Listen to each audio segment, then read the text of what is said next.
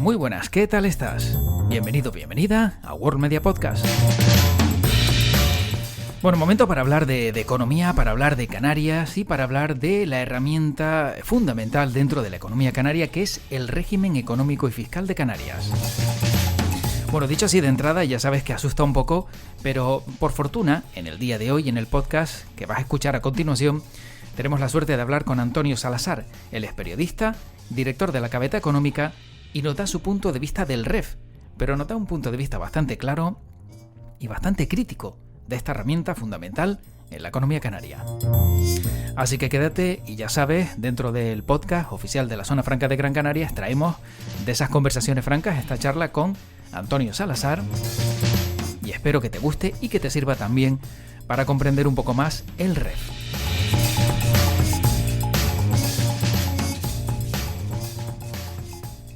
Y nuestro invitado hoy en Conversaciones Francas es Antonio Salazar, periodista, director y editor de la Gaveta Económica y coautor del libro Cómo hacer de Canarias un caso de éxito hacia un REF de mayor libertad y seguridad jurídica. ¿Qué tal? ¿Cómo estamos?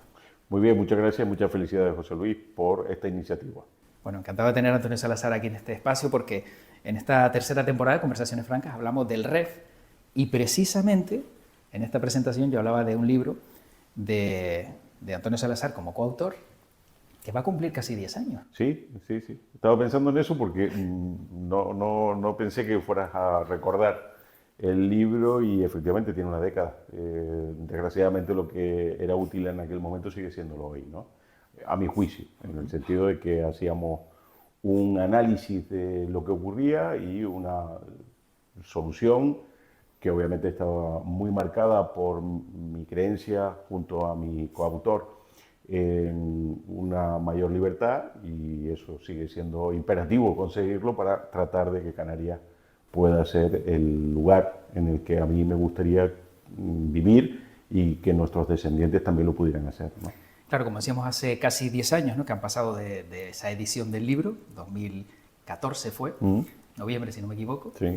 Y hemos llegado a 2024. En esos 10 años hemos alcanzado, digamos, ese deseo que el título aumentaba de tener una mayor libertad y seguridad jurídica. No, ninguna de las dos cosas, y además perdimos una oportunidad extraordinaria. En el año 18 hubo una modificación del régimen económico y fiscal de Canarias que no incidió en estos aspectos, justo al contrario, fue en la dirección opuesta, ¿no? Y a mí eso es lo que más me preocupa. Me parece, además, esto no son opiniones que uno pueda tener más o menos ruidosas, sino evidencias. Y a mí me gusta siempre contar que cuando en España se monta líos con el tema de la financiación autonómica, como estamos observando, o aparecen partidos de un corte más recentralizadores, siempre miran para Euskadi y Navarra como lugares que gozan de estatus especial y consideran privilegios, ¿no? Jamás hay una sola referencia a Canarias, no porque entiendan que no es un privilegio, sino una compensación por nuestra lejanía, sino sencillamente porque no funciona. Si funcionara en un país como este, tan cainita, seguro que habría reclamaciones a diario para que nos lo quitaran. O sea que la mejor demostración de que el REF no funciona es el escaso conocimiento que tiene fuera y dentro, ¿no? Entonces, en ese libro, de todo lo que se escribió, había, si no me equivoco, claves importantes para tener, pues, por ejemplo, no sé, modelos similares a los de Singapur, Tel Aviv, que podrían haberse puesto en marcha en Canarias. Yo no soy muy partidario, bueno, por no ser partidario, no soy ni siquiera partidario de la expresión modelos, que no me gusta nada porque da la sensación de que hay una planificación deliberada, ¿no? Tú cuando hablas de un modelo piensas probablemente en un señor o un grupo de señores, burócratas obviamente, o políticos en su defecto, que empiezan a hacer sobre un folio o un cuadro de Excel simulaciones. Y van a decir, ay, pues vamos a dedicar el 30% del PIB al turismo, el 15% al comercio, y así sucesivamente. Las cosas no funcionan así, la sociedad no funciona así. La vida que conocemos los que estamos en el lado productivo de la economía, que no es obviamente ni la de los burócratas ni la de los políticos, no funciona así, ¿no? Y de hecho, por ejemplo, sectores como el turístico en Canarias es fruto del orden espontáneo, es decir, cosas que fueron ensayándose, que se fueron modificando, que se fueron adecuando, que fueron siempre una respuesta a las necesidades cambiantes de nuestros visitantes, ¿no?, de los turistas. Por tanto, eso de modelo a mí no me gusta. Dicho eso, En el tema de Tel Aviv o Singapur que tú ponías, no sé si son extrapolables, pero es que ni siquiera hay un debate sobre eso. O sea, pensar que podemos ser Tel Aviv, bueno, es difícil, entre otras cosas porque ellos tienen una estructura gubernamental muy orientada más al gasto en defensa. Parece obvio, ¿no? No ya por lo que está sucediendo, sino porque siempre son un pueblo amenazado y hay una combinación entre tecnología y defensa que hace que surjan empresas muy potentes luego con usos que son desechados de la parte militar a la civil, ¿no? Y ahí uno mira, eso sí, Tel Aviv, que es del tamaño de Telde, poquito más por población, resulta que tiene más empresas en el Nasdaq norteamericano, en el tecnológico, que toda la Unión Europea. Bueno, pues alguien debería pensar qué es lo que pasa para que eso pueda ocurrir, más allá del primer análisis que yo he hecho, que puede ser de brocha gorda, ¿no? Y en el caso de Singapur es todavía mucho más importante, porque Singapur tiene el tamaño casi exacto de la isla de La Palma, y allí habitan 6 millones de personas. No he visto nunca una manifestación, un 20A en Singapur, protestando porque sean muchos, porque son prósperos. Y aquí el tema, a mi juicio, en Canarias, es que tenemos un problema de pobreza, no de exceso de personas. No son los excesos de factores lo que... Bueno, hay un exceso de factor que para mí también es muy relevante, ¿no?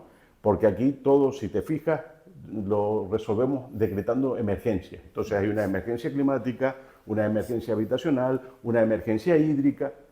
Resulta que todas las emergencias, todas sin excepción, se declaran para poder saltarse los procedimientos burocráticos que tendrían que someterse en el supuesto de que no estuviera declarada la emergencia. Entonces solo hay una emergencia, que es la burocrática y de la que descienden todas las demás. El único factor que está en exceso en Canarias es la reglamentación y eso produce un empeorecimiento y un empobrecimiento de la población canaria. Y eso es lo que deberíamos estar atendiendo, no necesariamente contando cuántos somos y cuánto deberíamos ser, porque no hay Dios que sea capaz de saber eso, ¿no? Entonces, ¿de qué manera podemos tener un REF acorde a la región donde vivimos? Que yo creo que es una de las grandes preguntas y que yo no sé si Antonio Salazar tiene esa solución. Yo no tengo soluciones, primero porque yo solo soy un periodista y eso sí, muy preocupado siempre, curioso si se quiere, intelectualmente muy vinculado a ciertas corrientes de pensamiento, por tanto yo no digo ya de entrada que tengo esos sesgos, ¿no? Y a partir de ahí digo, si uno mira la historia de Canarias y de su fuero, no del REF, de su fuero, a lo mejor encuentra también respuestas, ¿no? Porque aquí sucedió que desde que nos incorporamos a la Corona de Castilla, particularmente Gran Canaria, siempre hubo una excepcionalidad para Canarias, que era rebaja de impuestos y regalo de las tierras para que se pudieran poblar. Eso está en el origen de nuestro fuero, ahí arranca, ¿no? Y a partir de ahí, hasta 1852, pues bueno, con más o menos fortuna, se mantuvo estable una serie de hechos que fueron sucediendo en los albores del siglo XVI. Luego ya hay más de 200 años de continua política fiscal, aunque no se llamara así en aquella época, ¿no? Entonces eso termina con la Constitución de 1812 y posteriormente en 1852 es cuando se decreta la ley de Puerto Francos, ¿no? La ley Bravo Murillo. Bueno, que a lo mejor ahí deberíamos mirar. ¿Qué fue lo que ocurrió? Canarias se había empobrecido, la gente se tuvieron que marchar, hasta 50.000 personas en el siglo XIX, que no son 50.000 personas desplazándose hoy en los confortables aviones de los que disfrutamos, ¿no?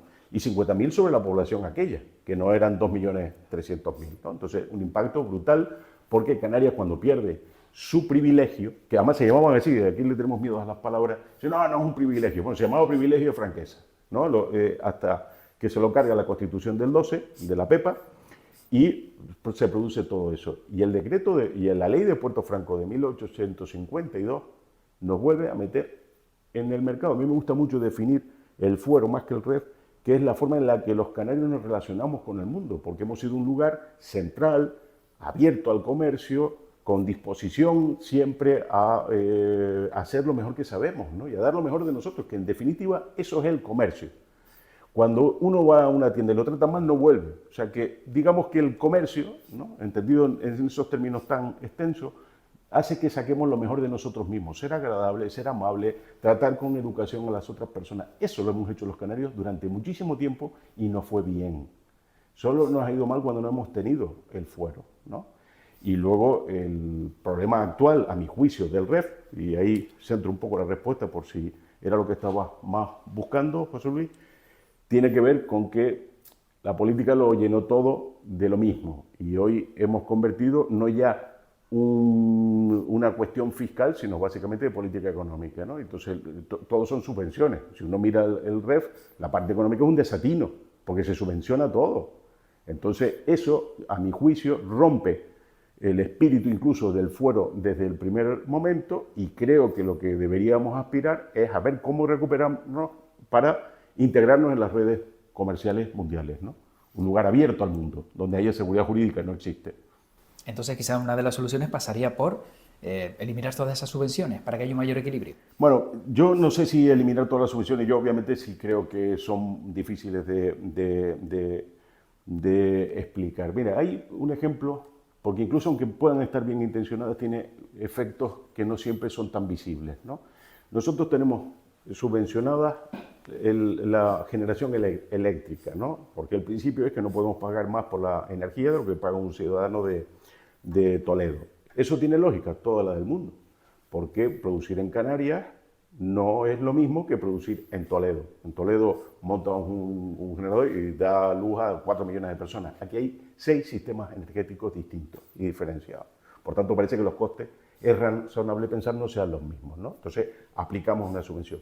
¿Cuál es la consecuencia de esa subvención? Que cuando el operador que ha estado presente ha recibido una compensación de más de 1.000 millones de euros al año, poca broma con la cantidad, sin hacer nada, no estamos a la cabeza de las energías renovables que probablemente hubiesen incorporado un elemento adicional de fortaleza del sistema y de abaratamiento de los costes. Es decir, si tú interfieres en el mercado de esa manera, tienes un problema.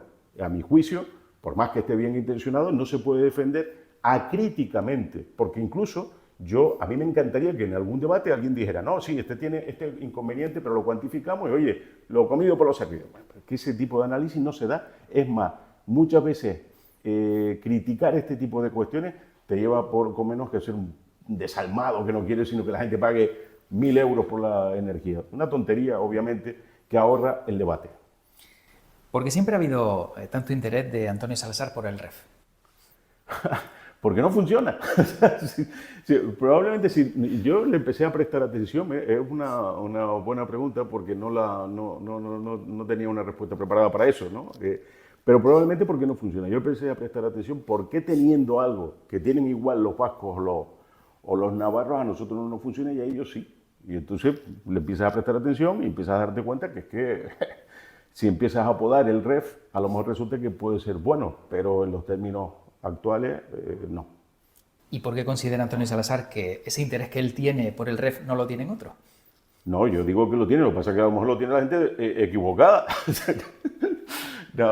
No equivocada, pero tiene una componente ideológica muy importante. O sea, entonces, probablemente aquí se dan dos cosas. Mira, yo lo cuento de una manera gráfica. El REF, a mi juicio, es como cuando te regalan un jamón del bueno en Navidades, ¿no? Y entonces tú haces un cursillo incluso por YouTube para ver cómo lo tienes que cortar, le pones el pañito por encima, te empeñas en cuidarlo, ¿no? Porque es tu jamón y estás orgulloso de él. ¿Qué es lo que pasa con el REF? Que te regalan el jamón, lo pones en el pollo de la cocina y empiezan a meterle dentelladas todos los que pueden, ¿no? Entonces, por un lado tienes a políticos, a otros lobbies, a otros... ¿sí? Y al final tiene el jamón, que era una cosa maravillosa que tú estabas cuidando, pues resulta que lo tiene hecho un desastre, ¿no? Todo. A mi juicio ese es el REF. Y por eso soy tan crítico con el REF. Porque quienes les prestan atención son los de las dentelladas, no el señor del cuchillito, ¿no? Para que le quede bonito y demás.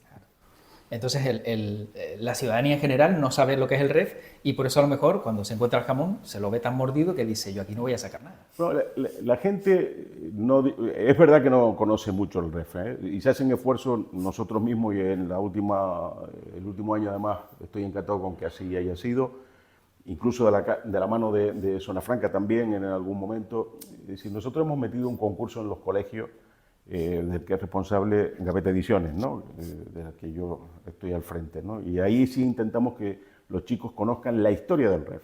No, la verdad que reciben un regalo, un libro que además del que yo soy autor, que es bastante aséptico, que cuenta la historia y por qué, y lo que tenemos y por qué. Lo que nos gustaría que pasara, que fuera un mayor conocimiento, eso lleva también una mayor crítica, quiero creer, ¿no? La gente es verdad que no está familiarizada con el REF, porque yo creo que en el fondo ha habido siempre un gran interés en que no lo esté. Y entonces a veces ponen el acento en cosas que no son especialmente de las que sentirse orgulloso. Es decir, el 75% de descuento a residentes en los viajes entre islas o con la península, eso es REF. Esa es la parte de la que nos deberíamos sentir orgullosos del REF. Yo creo que no. Entonces, pero es lo que decía, cuando tú has tenido en Canarias a políticos como lo de los últimos años, ¿no? Las 2 últimas décadas, que todo lo ven en términos de gobierno y en todo en términos de subvenciones, terminas creando una bola de nieve que es el REF actual, ¿no?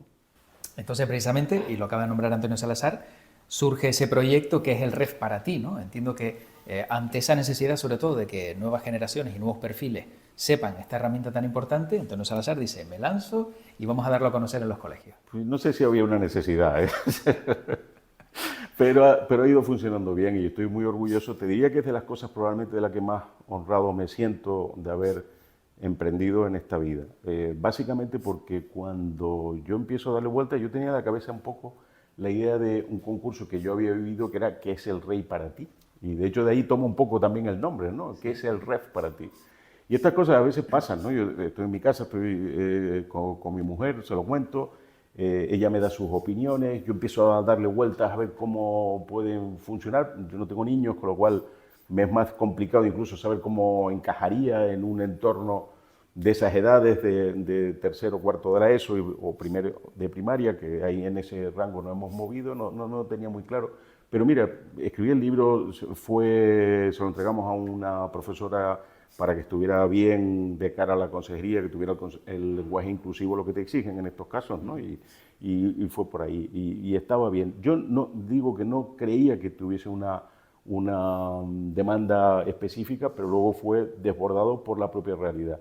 Y a mí hace un año, por ejemplo, un poquito más de un año, si alguien me llega a decir que se presenta una niña con una canción dedicada al REF, que fue la que ganó, yo hubiese dicho que me estaba bromeando, ¿no? O un chico que es un campeón de la comunicación, que hace un vídeo en el que él se va siguiendo. Estaba pensado más como un concurso de redacción, de ahí mi alegría al ver cómo toma vida propia el concurso y te encuentras con un muchacho de 16 años, me parece, o así, sí, en ese entorno, porque estaba en segundo, creo que recuerdan, en el segundo de la ESO, ¿no? Y de repente hace un vídeo de 5 minutos que se lo deberían ver. Mira, los que vinieron el otro día, por ejemplo, a visitar la zona franca, ¿no? Los parlamentarios, pero no solo ellos, que son los de la Comisión de Economía, sino los 70 diputados, porque les da una lección brutal, explicado con una claridad y sin ningún sesgo. Es decir, explica exclusivamente lo que es y es una demostración de buen hacer, ¿no? Entonces, claro, cuando a mí esto surge, yo soy feliz viendo por dónde ha ido, ¿no? Entonces, aparte de todos estos detalles, ¿no?, que nos ha explicado Antonio Salazar, ¿le ha sorprendido algo más, aparte de ese vídeo, de esa canción, algo que de repente un alumno le haya dicho, yo mi interpretación es esta y esta debería ser la del REF, y a lo mejor cambiar aspectos fundamentales que a lo mejor un adulto, pues a lo mejor no se le habría pasado por la cabeza? Sí, bueno, es que el proyecto completo pasa también porque reciben algunos talleres, ¿no? Entonces, algunos los doy yo y otros colaboradores que tenemos de primer, Gabriel Corujo y algunos otros profesionales de esta casa de Zona Franca han ido a colegios, de la Zona Especial Canaria, Pablo Hernández también, de despachos profesionales, porque nos empeñamos en el primer momento en que esto era importante, que gente que está en los despachos profesionales, gente que te puedes imaginar, tienen unas agendas horribles y sacan tiempo porque les gusta la idea y se van a un colegio a compartir con los chicos sus ideas y sus vivencias del REF. No hay un taller homogéneo, no hay un guión, sino cada uno va. Yo prefiero, por ejemplo, la parte histórica, es la que más me gusta. Termino siempre invitándolos a pensar. Les digo, sean críticos, piensen en esto, a ver cómo. Y a todos les digo lo mismo porque es una forma de reto y algo en lo que sí creo, que ellos son los responsables de la siguiente negociación, del siguiente régimen económico y fiscal, van a ser ellos los responsables. Entonces van a estar bien en la política, espero que desde la sociedad civil también, porque ese papel sea más preponderante en el futuro, como empresarios o sindicatos, ¿no? Entonces, bueno, por ahí te encuentras a veces sorpresas interesantes, pero ya digo, hemos tenido Orlando Luján, José Alberto Morín de despacho, Samuel Cruz, de despachos profesionales. José Ramón Herrera, el actual comisionado del REF, está desde la primera edición impartiendo esos talleres, ¿no? Entonces, claro, no puedo estar más que muy contento por lo que hemos ido consiguiendo. Sin duda. Bueno, ahora ha nombrado precisamente Antonio Salazar la zona franca de Gran Canaria. ¿Qué le parece la zona franca de Gran Canaria como experto en economía, como experto en el REF, como una persona también con una visión muy crítica, hay que decirlo, ¿no? También de todo. Pero no en el caso de la zona franca. Es decir, primero, mira, yo me llevé una gran sorpresa, quiero decir, ¿no? Y no especialmente para bien, ¿no? Con la visita que han hecho estos días los parlamentarios a la zona franca, que luego lo que no sé si son lugares comunes o en realidad es así, pero dicen, no, es que yo no sabía lo que era. Oiga, pero usted es diputado, está en la comisión, ¿cómo no va a saber lo que es una zona franca? ¿No? Entonces, a la política se debería ir estudiado al menos, ¿no? O por lo menos con inquietudes, ¿no? Y hay algunos que sí demuestran tener alguna más que otros, ¿no? Pero bueno, yo más allá de eso, que una crítica, sí digo, la zona franca yo no sería crítico, sobre todo por una cuestión, porque creo que modelos como el de la zona franca deberían no estar acotados, debería ser el conjunto de Canarias el que tuviese ese mismo tratamiento. Y dicho eso, la zona franca, honestamente, han sido siempre unas grandes desconocidas, pero por ejemplo la zona franca de Gran Canaria está embarcada desde hace unos años en un proyecto que me parece muy interesante, que es que dejar de serlo. Y en ese sentido el impulso que ha dado Gabriel Corujo me parece muy, muy notable, ¿no? ¿Y cómo la mejoraría? ¿O qué aspecto a lo mejor puede hacer que la zona franca tenga más relevancia, más peso? No lo sé, porque yo tampoco me dedico exactamente a eso, ¿no? Pero en cualquier caso, el conocimiento es fundamental para que pueda ser exitoso. Nosotros siempre hemos ido con un discurso en el exterior un poco lacrimógeno, ¿no? Diciendo, es que eso estamos muy lejos y demás, pero como me decía una vez un economista muy conocido, que es Xavier Sales Martín, él miraba el mapa, a él le llamó la atención porque vino a una conferencia, llegó la noche antes, y la tenía al día siguiente por la mañana, ¿no? Y dice, bueno, llevo menos de 12 horas en Canarias y lo único que oigo son lamentos por la ultraperiferia, y dice, miro el mapa y Canarias está en el centro del mundo, ¿no? Claro, si somos, como estamos viendo, pues un puente natural con África, nuestra pertenencia a Europa, con una proximidad incluso cultural con Iberoamérica, todas las cuestiones que puedan redundar en un aprovechamiento de esa potencialidad me parecerá bien. Entonces, y es probablemente lo que ya se ha iniciado. Por tanto, digo, mejorar, bueno, todo en esta vida es perfectible, ¿no? Y la labor seguramente también, pero creo que está en el camino adecuado. Tenemos complejos entonces, ¿no? Al estar en el centro del mundo y a lo mejor no darnos cuenta. Yo, más que complejos, que nos llevaría a una discusión que seguramente no sería ya estrictamente económica, sino probablemente también sociológica, yo no diría tanto eso, pero hay gente que vive del discurso lastimero, ¿no? Entonces, bueno, yo sí, pues, iba a decir, no tengo ninguna ganas de meterme en un jardín, pero es cierto, aquí hay discursos políticos construidos sobre esa lejanía que parece que no. Al final, si te fijas, la acción de la política que siempre consiste en lo mismo, ¿no? Primero te rompen las piernas y luego te prestan unas muletas. Entonces, al final terminas también en una cosa que tiene cierta lógica. Los recursos son finitos y los caraduras no. Entonces, como tienes que pelear por recursos finitos, estás todo el día diciendo que eres mucho peor o estás mucho peor de lo que en realidad estás. Y sobre todo, de lo que en realidad podrías estar. A mí me parece, los canarios no tenemos una maldición divina, ¿no? Esto no es una herencia de los guanches, que era un pueblo que estaba aislado y vivían como. No, nosotros cuando nos dejan somos igualmente creativos, somos igualmente ingeniosos, somos igualmente emprendedores. Bueno, pues esa liberación de fuerzas se tiene que producir. Y quien no lo permite, probablemente esa reglamentación en casi todos los órdenes que existen en Canarias, ¿no? Y eso para mí es uno de los graves problemas. Bueno, una de las reclamaciones que sí hemos visto, ¿no? desde hace tiempo en la zona franca, por ejemplo, es tener más suelo en propiedad, poder disponer de más suelo, y eso haría incluso, a lo mejor, quizá que hasta el puerto de Las Palmas fuera más fuerte de lo que ahora mismo es. Sí, pero esto ha sido una constante ya no solo de la zona franca, la ausencia de suelo industrial. Aquí a todo el mundo se le llena la boca con el cambio de modelo, ¿no? Y al final tú dices, bueno, pero ¿y cuál es la disponibilidad de suelo? Hablas con los municipios y nadie tiene suelo industrial, por ejemplo, pues normal que a la zona franca también le pueda pasar eso, ¿no? Una cosa que es un poco ridícula, ¿no? Porque hemos caído un poco en una trampa, no sé si intelectual incluso, ¿no? De pensar que es que el hombre al interactuar con el territorio lo termina. Es que en cualquier acción que hagamos vamos a interactuar. y vamos a tener una incidencia. Lo que tenemos que buscar es que sea lo más llevadera posible y lo más sostenible posible. Nadie está diciendo lo contrario, pero negar cualquier acción humana sobre el territorio es negar la posibilidad de poder hacer cosas, ¿no? Y ahí es donde entraba lo que te decía de la creatividad, del ingenio, de la empresarialidad. Canario no está limitado por las normas, eso seguro. Bueno, ¿qué es lo que más le gusta a Antonio Salazar o le maravilla de la economía? Mira, pues esa es también una buena pregunta, pero a mí me gusta pensar una cosa, que seguramente la economía es de todas las ciencias sociales la que más te permite conocer al ser humano, la que más te permite entender las motivaciones de la gente. Yo caí en la economía un poco así, yo no soy economista, yo sí hice luego un máster en economía y lo disfruté muchísimo porque me di cuenta que seguramente si volviese atrás en el tiempo igual hubiese hecho económicas, ¿no? Pero también es verdad que luego me gusta una parte, yo ante un balance no es una cosa que yo disfrute particularmente, ¿no? Pero la historia de las ideas, la historia económica, casi todos son motivaciones económicas, ¿no?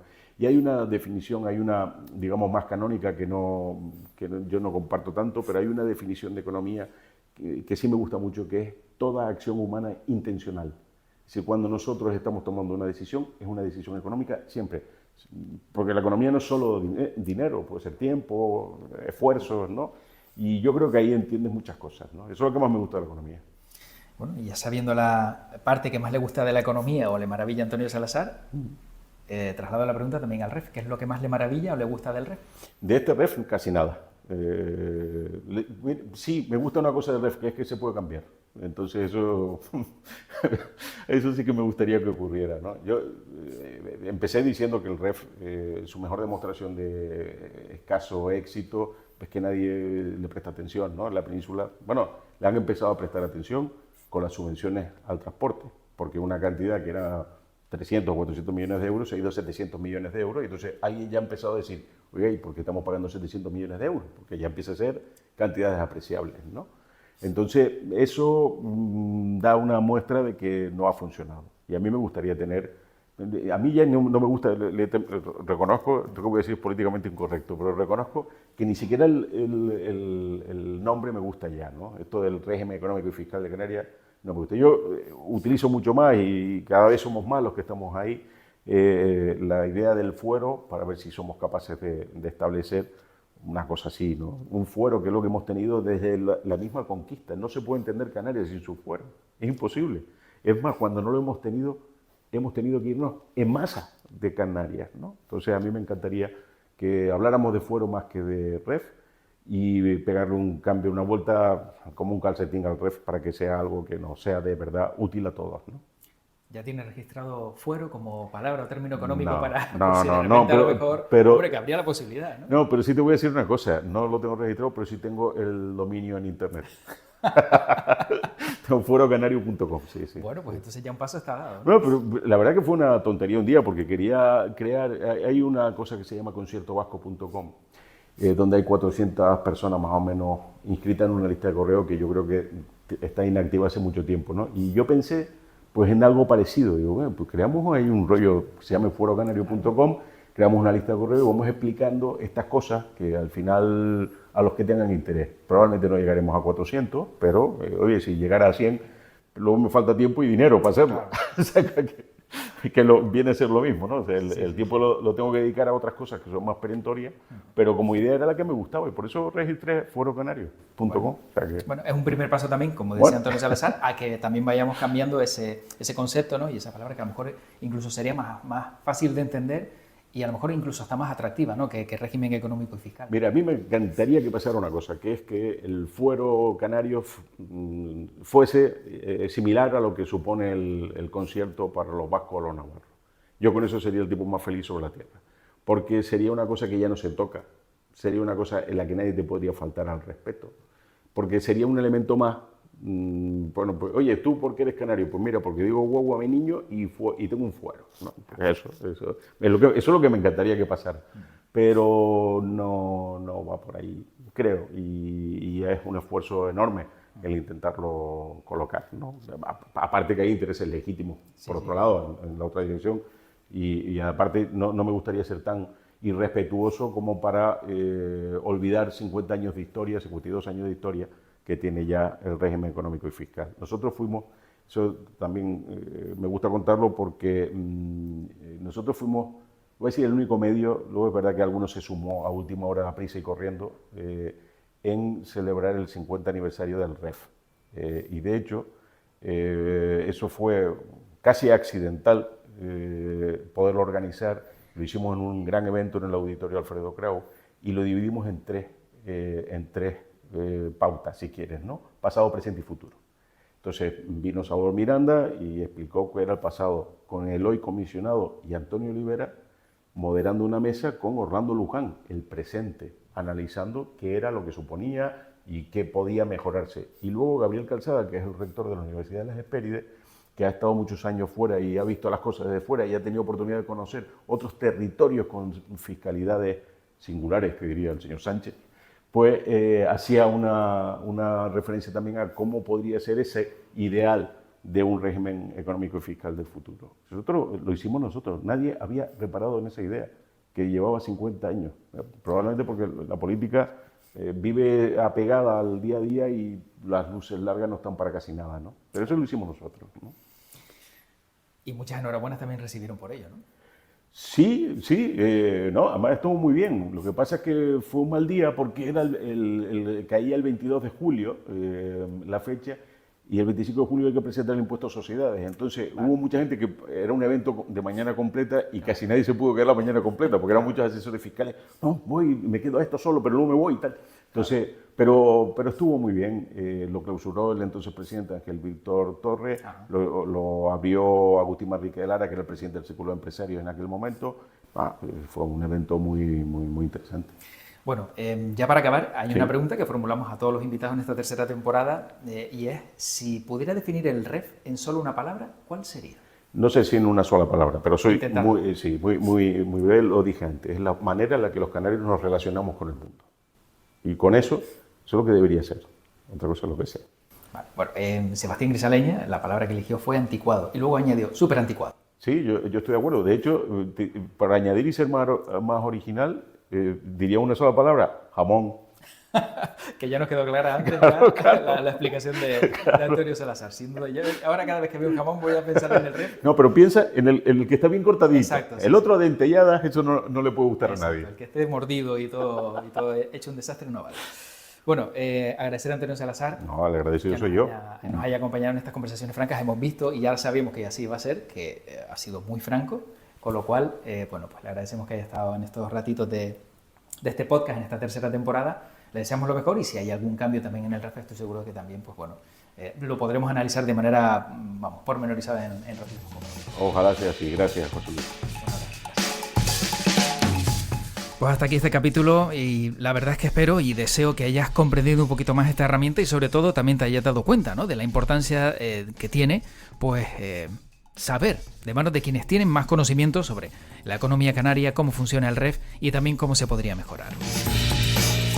Para mí ha sido un auténtico placer estar contigo, soy José Luis Martín, sabes que esto se llama World Media y si quieres también más contenidos los encuentras en iVoox, en Spotify, en Spreaker, en Apple Podcast, en todos los canales. Y si quieres saber más sobre la Zona Franca de Gran Canaria, tienes información en zonafranca.org o les puedes enviar un correo a info@zonafranca.org. Y como siempre digo para acabar, que tu podcast te acompañe. Hasta pronto.